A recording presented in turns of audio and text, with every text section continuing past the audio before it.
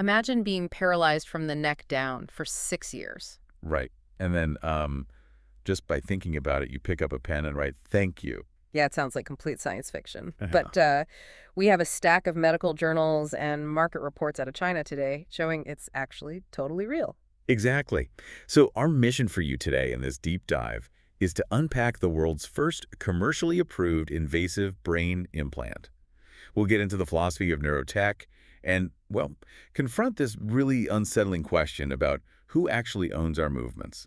Right. It's a massive paradigm shift. And to understand how this changes the future for you, I mean, we really have to start in a courtyard in Henan province. With a guy named Dong Hui. Yeah, a 39-year-old man who, after a pretty devastating car accident, couldn't move anything below his neck.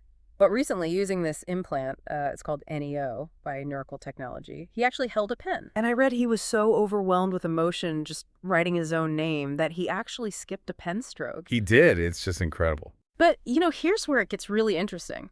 Because I think we often treat the brain like a computer hard drive. I know I do anyway. Oh, absolutely. You think you can just plug in a cable and boom, download a movement? So much for that whole Matrix fantasy where I just blink and suddenly know kung fu. Yeah, unfortunately not. Dong's story proves the human body is just way more stubborn than a USB port. There is a massive, complex apparatus behind that single skipped pen stroke. There really is. Yeah. And that apparatus was built inside an ecosystem moving at, frankly, unprecedented speed. Right. To put the timeline in perspective here, the NEO implant was officially approved for commercial sale on March 13th, 2026. Okay. And less than 10 days later, it had a national insurance reimbursement code and was physically on the market in Shanghai.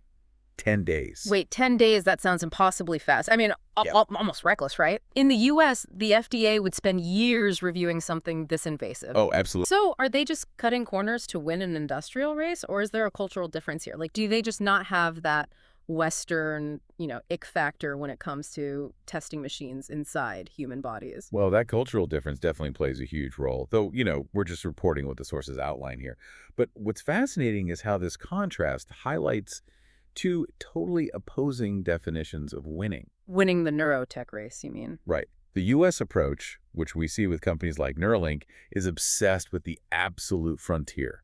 They want the highest resolution signal possible. Which means plunging electrodes deep into the actual brain tissue. Exactly. They treat the body almost as an obstacle to bypass. China's NEO device, on the other hand, uses an epidural approach. Meaning the implant just sits on the outside of the brain. Yes, the sensors just sit right on top of the brain's protective membrane. So because of that, they aren't catching the direct electrical firing of neurons. Oh, interesting. Yeah, they're picking up these muffled echoes of brainwaves. It requires highly advanced AI to decode that static into a Wuhan command. So it's lower resolution. It is. But, and this is crucial, it's far less risky. It's highly scalable and accessible to a massive patient base without major deep brain surgery. Okay, so if this epidural method removes the need for highly dangerous surgery, the potential patient base just explodes. Suddenly, this isn't just a medical miracle. No, it's a massive market opportunity. Right, because Neuralink is currently pursuing a $350 million IPO on Shanghai's Star Market, which is essentially China's equivalent to the NASDAQ. Yep. But I read that the NEO device has generated zero revenue so far. How are they selling a product that literally makes no money? Because they aren't selling a profitable product yet. They're selling a promise. The promise that human thought can be extracted, decoded, and transported as data. Wow. It actually brings to mind Marshall McLuhan's media theory from the 1960s. He argued that every technological extension of the human body is simultaneously an amputation. Oh, right.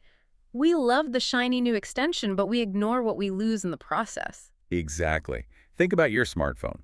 It extends your memory, sure, but how many phone numbers have you mentally amputated from your actual brain? I couldn't tell you a single friend's phone number right now. Right. Now imagine that, but with your nervous system. For Dong, he gets a pneumatic glove, this robotic glove that physically opens and closes his hand based on brain signals. That's the celebrated extension. But the amputation is internal. His natural neural pathway is essentially bypassed. And replacing that biological pathway with a digital one is brutal. It took months of grueling daily rehab for Dong to learn how to use his body in tandem with the sensors, the skull transmitter, and the computer. So it completely shatters that whole Silicon Valley illusion of a seamless software upload. The body is still a physical space where movement has to be painfully, slowly reborn. It is. And if we connect this to the bigger picture, we find the absolute core tension here. Dong completely owns the intention to move his hand, but a corporation and the state own the infrastructure making it happen. Okay, let's unpack this. What does this all mean for you? We are looking at a deeply blurred line between a personal, human gesture and a lucrative financial asset. Yeah, I mean, the software is proprietary, the data feeds a corporate algorithm, and the state holds the insurance keys. Which leaves us with this final thought. If corporations now own the infrastructure of human movement, what happens when one of those companies goes bankrupt? Does a patient's ability to walk or, just write their own name get shut off like an unpaid Netflix subscription?